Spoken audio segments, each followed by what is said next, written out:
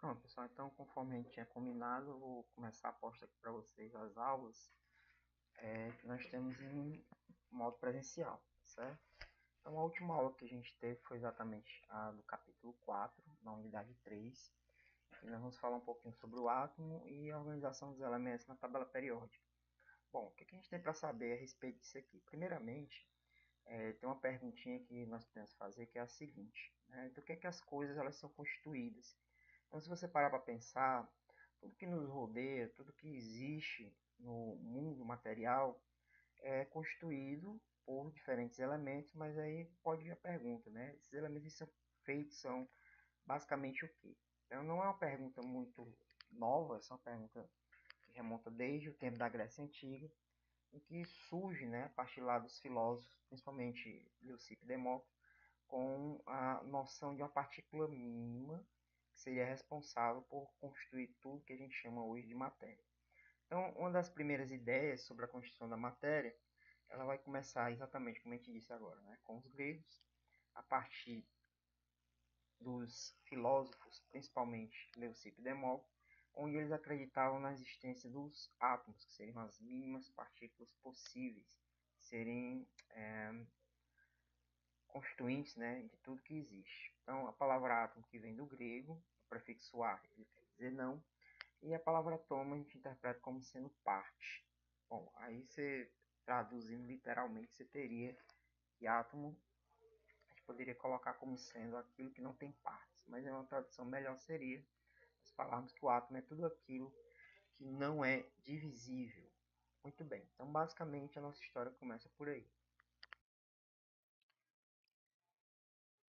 Ok, então o Leucipo ele defende que você tem aí uma partícula mínima que constitui todo e qualquer tipo de material. Essa seria a ideia. O nome dessas partículas seriam os átomos, tá certo? E dois de seus discípulos que basicamente comungavam do mesmo pensamento defenderam a noção, a ideia de átomo. Sendo que entre os dois a gente tem como destaque aqui o Demócrito. Segundo Demócrito, quando você pega um material, você pode subdividi-lo, porém só até um certo limite. Então, quando você chegasse numa parte da matéria que ela não pode ser mais dividida, então você está diante daquilo que eles consideravam como sendo átomo. Bom, se isso está presente em todo qualquer tipo de material, então os átomos eles constituem a parte íntima de toda a matéria. E qualquer opinião contrária a esta ideia seria, como o próprio nome diz, uma mera opinião. Muito bem. Hum, Avançando mais um pouquinho, a gente vai ter o seguinte. No século XVI, quase século XVII, nós temos aí uma outra contribuição de um primeiro cientista agora mais contemporâneo, que é o Joseph Dalton. O Dalton ele dizia o seguinte: quando você tem a matéria, é verdade que ela é constituída por átomos, e ele imaginou esses átomos como sendo pequenas esferas, tá?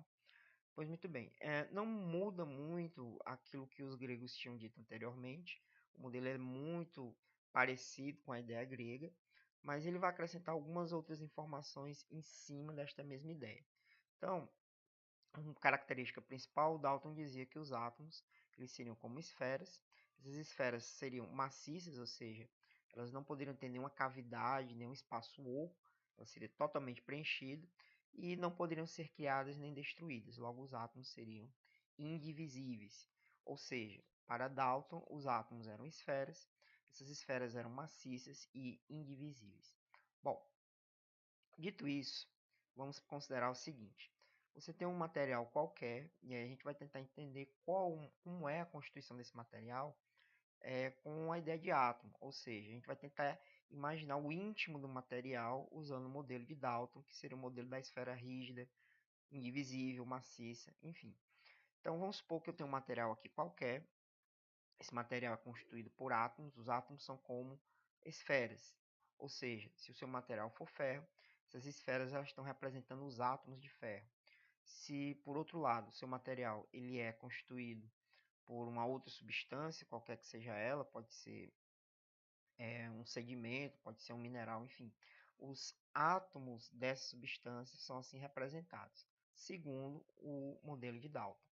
Ora, Aqui a gente pode acrescentar ainda mais algumas informações que o Dalton colocou. O objetivo dele ter acrescentado mais características ao modelo atômico que ele propõe servia basicamente para tentar justificar alguns fenômenos da época dele. Tá? Então, os postulados de Dalton. O primeiro dele diz que toda a matéria é constituída por átomos, então corrobora com aquilo que os gregos já acreditavam, tá certo? Em seguida, os átomos não podem ser criados nem destruídos, eles são indivisíveis. E se por acaso nós tivermos átomos de um mesmo elemento, então esses átomos eles serão todos iguais entre si. Caso nós tenhamos substâncias diferentes, elementos diferentes, os átomos de alguma maneira eles vão apresentar características também distintas. De forma, né, que a gente pode falar então o seguinte, que os átomos sendo diferentes devem apresentar então propriedades diferentes. Como assim? Vamos supor que você tenha um exemplo aqui, né, da bolinha, onde duas bolinhas exatamente iguais, elas representaram então átomos iguais.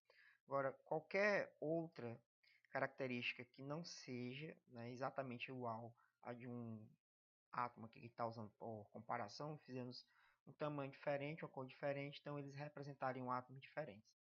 E aí, com relação aos fenômenos que eu comentei agora há pouco, né, que o Dalton tentou explicar na época dele, que fenômenos eram esses? Bom, existia um questionamento que era o seguinte: por que nós conhecemos tão poucos tipos de átomos, isso na época do Dalton, e existem tantas substâncias? Ora, a ideia do Dalton, mesmo sendo uma ideia simples, ela ajudou de forma assim espetacular no entendimento dessa questão. Então imagine o seguinte: as várias substâncias que existem na natureza, sejam elas naturais ou artificiais, elas são nada mais nada menos que o resultado das várias combinações possíveis entre átomos de elementos iguais ou entre elementos diferentes. De maneira que o Dalton ele vai afirmar que os compostos químicos eles são simplesmente resultado dessas variadas combinações possíveis. Tá? Um outro fenômeno também da época do Dalton, que não tinha explicação, pelo menos não tinha explicação razoável, era o fato, né, dessas substâncias reagirem entre si, algumas delas gerando substâncias novas. Então, hoje nós entendemos, à luz das ideias do modelo atômico de Dalton, que isso nada mais, nada menos é resultado da recombinação entre os átomos das substâncias reagentes, formando novos compostos, justamente por conta desses novos arranjos. Tá? Então, para tentar entender isso de uma forma mais clara, a gente pode tentar imaginar o seguinte. Vamos supor que eu tenho aqui um átomo. Esse átomo, vou dar um nome para ele, tá? Mas eu quero que vocês entendam que ele não é igual a este outro átomo aqui. Então, o que seria essa proposta do Dalton na hora de explicar as inúmeras substâncias que nós podemos encontrar? Se você pegar dois átomos iguais e combiná-los, então aqui você já poderia chamar de uma substância, tá certo? E inclusive nós vamos batizar essa substância de substância simples, uma vez que ela é formada pelos mesmos tipos de átomo. Então, daqui em diante, quando você ouve falar de substância simples, a gente está falando de substâncias formadas pelo mesmo tipo de elemento, pelo mesmo tipo de átomo. Uma outra possibilidade seria eu pegar o átomo que vocês estão vendo aqui em vermelho, a gente vai combinar dois deles e aí nós teremos uma nova substância. Mais à frente nós vamos chamar essas combinações de moléculas. Agora veja bem que nem sempre você pode falar ou tratar pelo nome de molécula arranjos, combinações de átomos. Aí vai ter uma característica que nós vamos aprender mais à frente, que é o tipo de ligação química. Mas por hora, tanto o primeiro quanto o segundo exemplo, nós temos aí substâncias que nós vamos chamar de substâncias simples. Mais uma vez repetindo, que elas são formadas pelo mesmo tipo de elemento, pelo mesmo tipo de átomo. Agora, eu só fiz combinações com átomos iguais. Eu posso fazer a mesma coisa, só que usando átomos diferentes. Por exemplo, aqui eu teria uma combinação entre dois átomos que eu representei pela bolinha branca e um que eu representei pela bolinha vermelha.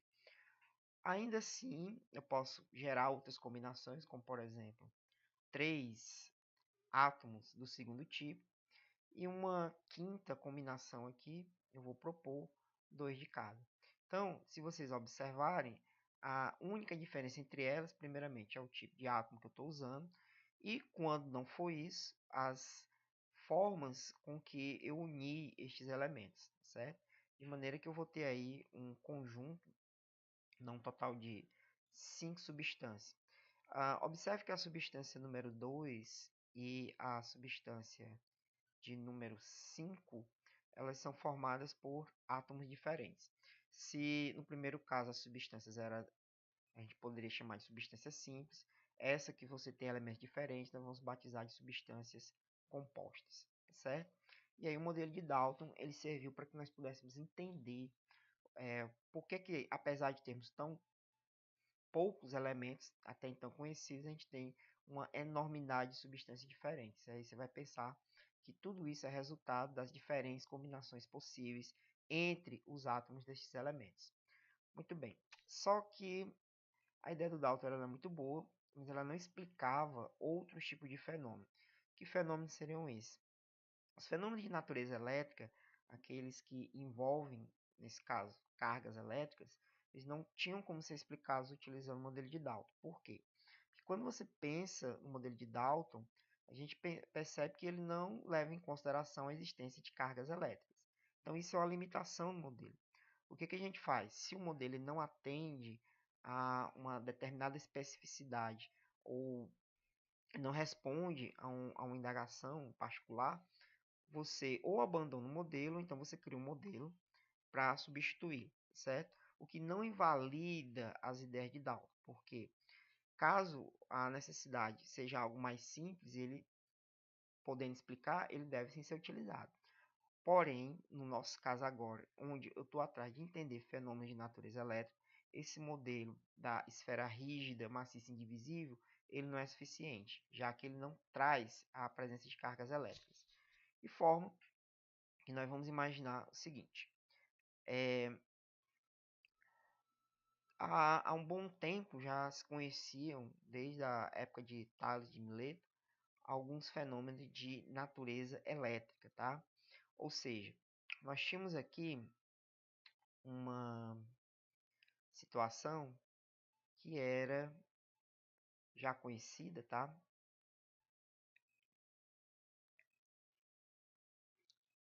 Em que você poderia atrair alguns objetos pelo simples atrito dele com outros materiais. Então, Tales de Mileto ele já tinha observado essa possibilidade. Isso aí, gente, vai nos dar um novo fenômeno, na verdade, né, que com o modelo de Dalton nós não teríamos como explicar. Então, o que está acontecendo nesse caso? Veja bem, a matéria, toda ela apresenta tanto cargas de natureza positiva quanto cargas de natureza negativa. De forma que quando eu tiver aqui um material, qualquer que seja ele, eu vou considerar a existência tanto de cargas positivas quanto de cargas negativas. Agora observe que nós temos o seguinte, eu coloquei um total de 5 cargas positivas. Se nós subtrairmos aqui ó, das outras 5 cargas negativas, o resultado que nós vamos encontrar é uma carga residual igual a zero. Ou seja, a carga de grande parte dos materiais ela é nula. Mas isso é possível porque o número de cargas consideradas positivas é igual ao número de cargas negativas. Bom, mas como é que isso justifica o processo de atração ou não após o atrito de alguns tipos de material? Muito bem, vamos imaginar que aqui você tem dois objetos, tá? Um desses objetos é um bastão feito de madeira, de plástico, vidro, etc. E um outro objeto aqui seria uma flanela. Então, o que é que a gente vai fazer? Vamos imaginar que você tem o atrito entre eles dois, certo? E aí, após esse atrito, ocorre um fluxo de cargas de uma em direção ao outro. Aqui vale a pena ressaltar que o fluxo dessas cargas ele sempre se dá do material que perde elétrons para o material que recebe elétrons. Os elétrons aqui seriam as cargas negativas. Pois muito bem. Estes elétrons, que são as partículas que vão se movimentar, eles carregam negativamente um dos corpos e deixando o outro, que vai ficar deficitário de cargas negativas com densidade residual positiva. Uma vez que isso aconteça, você tem os corpos carregados, tá bom? E a possibilidade de você ter um corpo carregado positivo ou negativamente é que justifica a atração de materiais frente a estes corpos através de um processo chamado de indução. Então, de onde é que veio essa noção de que a matéria ela era constituída por cargas elétricas? Como é que se provou isso? Existia um experimento que era conhecido com o nome de experimento de tubo dos raios catódicos. Então, através deste experimento é que nós verificamos a existência assim, de corpos carregados positivamente, em particular um corpo que estava carregado com carga negativa, que ficou conhecido com o nome de elétron. Então, essa experiência a gente pode descrevê-la da seguinte forma. Ela, nos livros texto, é conhecida como experimento de Thomson, né? Também é chamado de experimento do tubo de raios catódicos. Basicamente, você tem o seguinte: a gente vai ter aqui uma fonte de alta voltagem. Essa fonte de alta voltagem, ela está bem aqui, ó, representada, tá certo? Onde você vai gerar ali uma carga em torno de 1000 volts e nós vamos ligar isso em um equipamento feito de vidro, onde nesse equipamento aqui você não tem absolutamente nada no seu interior, tá certo? A gente tem apenas uma pequena quantidade insignificante de um gás. Esse gás ele está rarefeito, ou seja, ele não apresenta, né, uma quantidade, uma densidade muito grande. E aí a gente coloca o aparelho para funcionar. Pois muito bem. Como é que seria isso? Ao ligar o aparelho, vocês observam que é uma luminosidade no interior dele. Até aí, nada de espetacular, tá certo? Mas o que que acontece quando você submete essa luminosidade à presença de campos magnéticos? Ora, o Thomson, ao realizar essa experiência, ele observou que havia uma deflexão, ou seja, havia um desvio no que diz respeito à trajetória da luminosidade, a trajetória dessa luz. Então, o que que acontece? O experimento em si, ele consegue dar a Thomson os subsídios necessários para que ele chegasse à conclusão de que esta luminosidade ela era oriunda, né? Ela tinha lá como origem a existência de partículas carregadas com um tipo de carga. Pois muito bem, Thomson chega à conclusão de que essa carga é uma carga de natureza elétrica negativa, bom, e procedeu mais alguns outros experimentos. Esse daqui ele foi utilizado por Thomson para verificar a trajetória dessas partículas, que até então ele não comprovou que era partícula, mas a gente sabe que essa partícula é o elétron, tá certo? E para comprovar que esta luminosidade era formada por corpúsculos, ele realiza este experimento em que um pequeno moinho é movimentado devido ao fluxo dessas partículas. Bom, um exemplo de tubo parecido com este do experimento de Thomson é o tubo das antigas TVs, as TVs mais antigas, tá certo? Em que você tem aqui, ó, essa parte, né, do bulbo ligada aqui a uma corrente de alta tensão, ela também produz uma luminosidade que vai produzir a imagem na tela. Isto aqui basicamente também é um tubo de raios catódicos. Ora, o modelo de Dalton ele não levava em conta a existência de cargas elétricas. Mas o modelo de Thomson, que foi criado justamente para tentar dar uma explicação aos fenômenos de natureza elétrica, ele considera agora que o átomo ele continua sendo esfera, só que agora essa esfera ela vai ser dotada de cargas positivas. Nós também vamos acrescentar as cargas de natureza negativa, ou seja, aquela mesma noção de que a carga geral do material tem que ser nula, ela vai ser preservada aqui, com uma pequena diferença. A parte negativa do átomo ela está concentrada em partículas menores que ficam na superfície da estrutura de uma massa positiva e o conjunto de tudo isso que agora de hoje em diante vai ser denominado de átomo. Observe que quando você tenta explicar o experimento do atrito entre materiais, deles ficarem carregados positivo ou negativamente, pode ser facilmente compreendido com este modelo, porque quando se admite que todo material é formado por átomos e esses materiais podem perder seus elétrons também muito facilmente ou receber elétrons, você consegue dar uma luz a aquele fenômeno, tá certo? Considerando que um átomo seja como o Thomson está dizendo. Os elétrons eles estão fracamente presos à superfície do átomo, fazendo com que seja muito fácil você removê-los ou adicioná-los.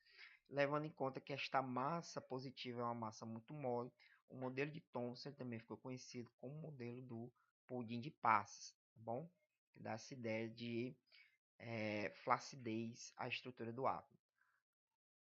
Continuando aqui a nossa história, nós aí vamos ter, como mais uma vez, né, uma nova leva de fenômenos onde o modelo anterior ele não serve para explicar.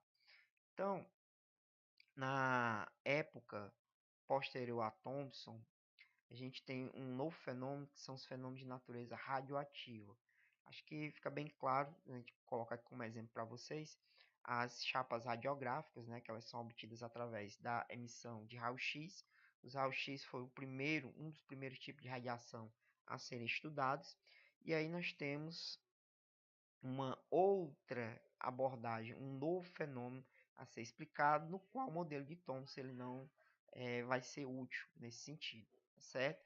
Aqui agora aparecem novas características para o átomo que nós vamos tentar explicar, não mais usando o modelo de Thomson, mas usando um novo modelo. Este modelo ele ficou conhecido com o nome de modelo de Rutherford. Então, o que é que dizia um modelo de Rutherford? A ideia basicamente era você tentar bombardear alguns átomos, tá? Para comprovar que a ideia de Thomson ela estaria correta, uma vez que se o átomo ele era conhecido como punir de passas, já que ele teria assim, uma estrutura muito flácida, onde seria muito fácil remover ou acrescentar os elétrons, o Rutherford propõe a gente fazer esse bombardeamento. E aí, obviamente, se você tem átomos que são extremamente moles e seriam facilmente perpassados pelas partículas alfa. Porém, o que acontece? O Rutherford ele observou que algumas dessas partículas, elas sim, elas atravessavam, algumas sofreram alguns desvios, tá? Porém, o mais impressionante é que algumas batiam e ricocheteavam de volta. Como é que você explica esse comportamento? Uma vez que você estava esperando que todas as partículas, em sua grande maioria, atravessassem sem nenhuma dificuldade. Pois muito bem, para a gente tentar entender esse fenômeno, nós vamos colocar aqui uma rápida animação, onde a gente vai tentar reproduzir o experimento que o Rutherford fez. Ora, como as partículas alfas elas são invisíveis ao olho humano, nós vamos pegar e colocar aqui um anteparo de sulfeto de zinco. Toda vez que uma partícula alfa bate nessa superfície, ela apresenta uma luminosidade. Então foi assim que o Rutherford conseguiu ver quais haviam sofrido uma leve deflexão e quais haviam ricocheteado de volta. Bom, o problema é que o modelo de Thomson ele não justificava esse comportamento. Então o que é que o Rutherford faz? Ele propõe que o átomo ele tem uma região onde a maior parte da massa do átomo está ali. E quando uma partícula alfa batia diretamente nessa região, que ele chamou de núcleo, ela voltaria, certo? No caso onde houvessem partículas passando, né, por regiões externas ao núcleo, aí elas atravessariam diretamente, tá bom? Pois muito bem. O modelo de Rutherford agora, ele vai propor o seguinte: o átomo ele tem um núcleo. Este núcleo ele apresenta em volta dele uma carga negativa, que é o elétron, mas o elétron ele não se encontra parado.